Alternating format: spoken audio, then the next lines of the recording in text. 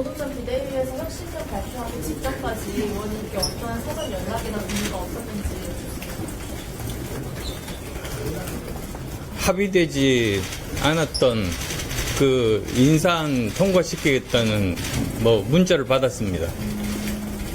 그런데 전체적으로 말씀드릴게요. 사실 그전 혁신위원회들이 있어 왔습니다만 성공하지 못했습니다. 그래서 그분들 말씀에 따르면 나름대로 열심히 노력해서 만든 혁신안들이 번번이 지도부에서 결국은 좌초되는 바람에 뜻을 이루지 못했다는 그런 말씀드리셨습니다. 그리고 그 핵심은 인적 쇄신에 있었습니다. 그래서 저는 이번 우리 비대위 이 혁신위는 반드시 성공을 해야 되기 때문에 미리 약속을 받는 것이 옳다고 판단했습니다. 그래서 인선안이 미처 합의되기 전에 먼저 저희들이 이런 인적 쇄신안에 대해서 최소한의 인적 쇄신안 두 분이라고 말씀드릴게요.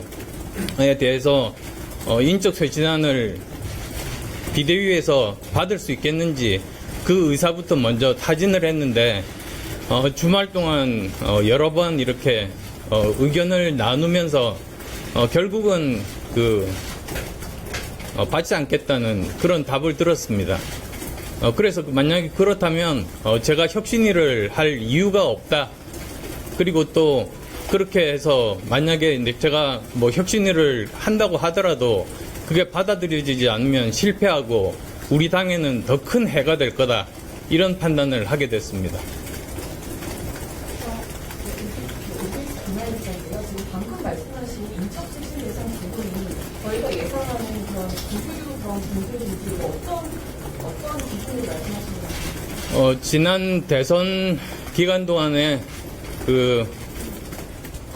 일종의 정치적인 책임을 지는 자리에 계셨던 분들에 대해서 말씀드린 겁니다. 대선 후보 교체 논란 관련해서 좀 이해를 하면 예.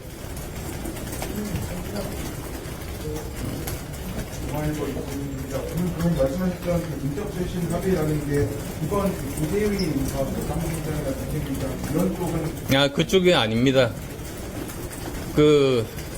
물론 또 따로 백서 TF를 만들어서 거기에서 사실관계 확인들이 다 이루어지겠죠. 근데 그 이전이라도 먼저 행동하는 모습을 보이고 사실관계가 나중에 백서를 통해서 밝혀지면서 어떤 분은 전혀 거기에 관여된 바가 없었다고 한다면 그러면 그분은 또 명예회복할 수 있는 것 아니겠습니까?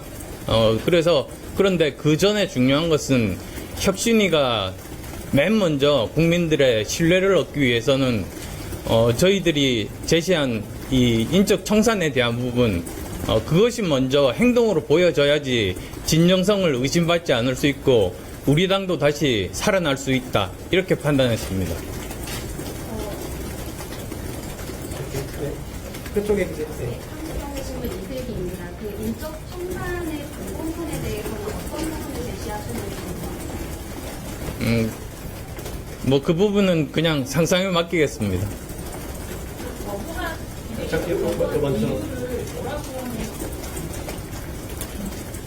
그게 제가 구구절절 말씀드리기는 어려우니까요. 어쨌든 그런 인적 청산에 대해서는 받기가 힘들다는 입장만 전달받았습니다. 저는 SBS 김영래입니다. 오늘 비대위에서 혁신위원 6명에 대해서 의견을 발표하고 1명만 발표를 보류했는데 근데 그것 자체가 전체적으로 합의된 안이 아닙니다. 그리고 또 분류상으로도 맞지가 않습니다. 거기 이제 보시면 현역 의원이라든지 원외 당협위원장이라든지 또 비원외 당협위원장 이렇게 돼 있거든요. 근데 그거 자체가 합의된 안이 아닙니다. 비대위에서는 교련이 제시한 5명을 다 받은 것처럼 말씀을 하셨는데 그 5명은 제시했던 분들이 아니라는 그 중에서 뭐 최소한 한 명에 대해서는 제가 합의해 준 바가 없습니다. 아마도 뭐 좋게 뭐 말씀드린다면, 제가 합의한 걸로 착각하신 것이 아닌가, 이렇게 생각합니다. 저는 그리고, 비대위원 6명 전부 될 때까지는, 이 안이 이렇게, 비대위에 올라갈 줄은 몰랐습니다. 혁신위원장은 사퇴를 하시는 건가요? 예, 그렇습니다.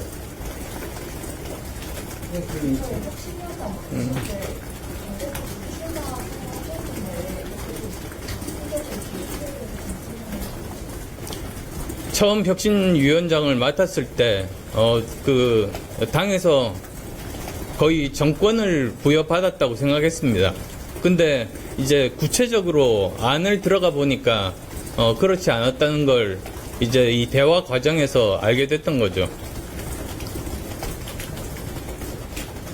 손한석 원내대표한테 전혀 혁신의 의지가 느껴지지 않았다 이렇게 판단하시는 거예요? 지금 현재 오늘 한 일간지 보도를 보면 아시겠지만, 그리고 또 뭐 갤럽이라든지 리얼미터를 보면 아시겠지만, 대구 경북의 우리 당 지지율 자체도 거의 절반 수준으로 떨어져 있지 않습니까? 그래서 저는 굉장히 그 위기감을 가지고 있는데, 그것에 대해서 그렇게 공감대 형성이 좀 위협했던 것은 아닌가 생각합니다. 그러면 신과 아까 2명의 인적 청산 요구를 하셨다고 하면 이게 안 받아들일까요? 아니, 이게 친윤이고 뭐 이런 계파에 대한 문제가 아니었습니다. 그러니까 친윤이나 영남의 어떤 정권에 대한 청산이 전반적으로 이루어져야 된다고 그렇게 보시는 거예요? 일단은 이제 최소한의 인적 청산을 행동으로 보여주면 이제 국민들이 믿고 그에 따라서 결국은 나중에 백서를 통해서 진실이 밝혀지면 거기에 따라서 그 범위가 확대될 수도 있겠죠. 그런데 그건 이제 일을 시작하면서 먼저 그것이 받아들여져서 그 다음에 하는 여러 가지 혁신안에 대해서 무리가 없도록 되었을 때 가능한 일이었겠죠.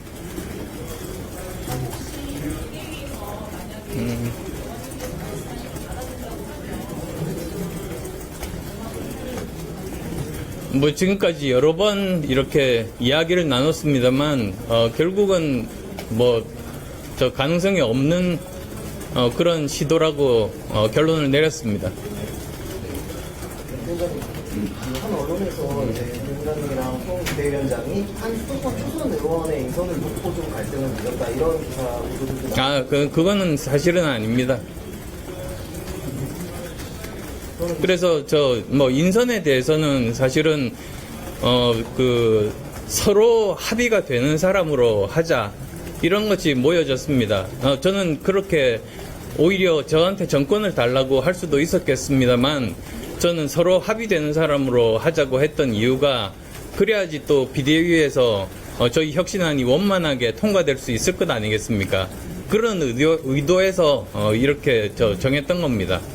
근데 그런 인선안 이전에 제일 첫 번째 혁신안으로 인적쇄신안에 대해서 통과할 수 있겠느냐고 물어봤을 때 통과가 힘들다는 답변을 듣고 그러면 그 다음부터는 어떤 혁신들도 잘 이루어지지 않겠다는 그런 생각을 하게 됐습니다.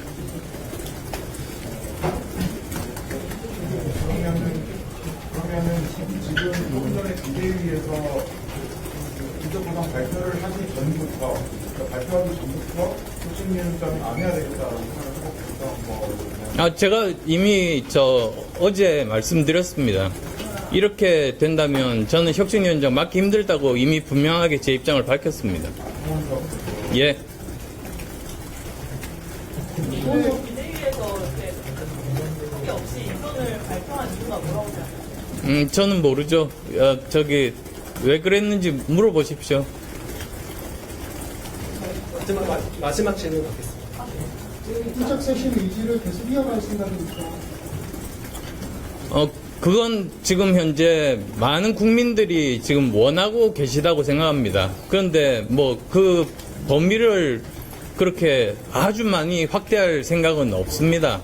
그래도 정말 그 최소한의 인적 쇄신으로 계속 지속적으로 혁신하고 계속 국민들의 지지를 조금씩 받을 수 있는 그런 식의 혁신이 계속되어야 된다. 이건 끊임없는 과정이다. 이런 생각을 가지고 있습니다. 의원님, 그 인적 청신이 청사하는 부분이 금융에 대해서 한다는 그 부분이 이게 뭐 그러면 출당을 시킨다는 그 정도의 의미로 보면 됩니다. 뭐 그건 아까도 말씀드렸듯이 그냥 인적 청산이라는 말 속에 여러 가지 방법이 있으니까요. 아까 인적 청산에 추적 부채 뭐 그런 식으로 여지를 주셨는데 그렇게 한정하신 이유가 있습니까? 응? 어떤요? 아까 대선 후보 부채와 관련해서 뭐 여지를 남겨주셨는데 그 분들로 한정한 이유가 궁금한데 인적 청산에서. 우선은 지금 현재 사실 뭐 진실 규명하려면 시간이 걸리지 않습니까? 그런데 지금까지 혁신위들이 노력에도 불구하고 뜻을 못 이뤘던 가장 큰 이유가 거기서도 저와 마찬가지로 먼저 인적 청산으로 행동하는 모습을 보이고 그래야 국민의 신뢰를 얻고 그 다음부터 뭐 여러 가지 정말 그 많은 혁신안들이 통과될 수 있을 거라고 생각한 거죠. 근데 뭐 저도 마찬가지로 지금 현재 뭐 그 비대위에서 이 부분에 대해서 통과시킬 의지가 없었습니다. 여기까지만 하겠습니다. 저희 그럼 분명히 그 인적 청산의 기준은 뭐였나요? 그건 왜 그 사람도 인적 청산이 돼야 되냐라는 무슨 설명을 해주세요. 법적인 뭐 또는 법적이라기보다 정치적인 책임을 가진 분들이라고 그렇게 말씀드리겠습니다. 뭐에 대한 예. 여기까지만 하겠습니다. 의원님, 네. 인적 청산 언제 제안하신 건지 혁신위원장 직후인지 아니면 그 전에도 말씀하시면서 직후에 말씀드렸죠. 여기까지만 하겠습니다. 감사합니다. 감사합니다. 감사합니다. 여기까지만 하겠습니다.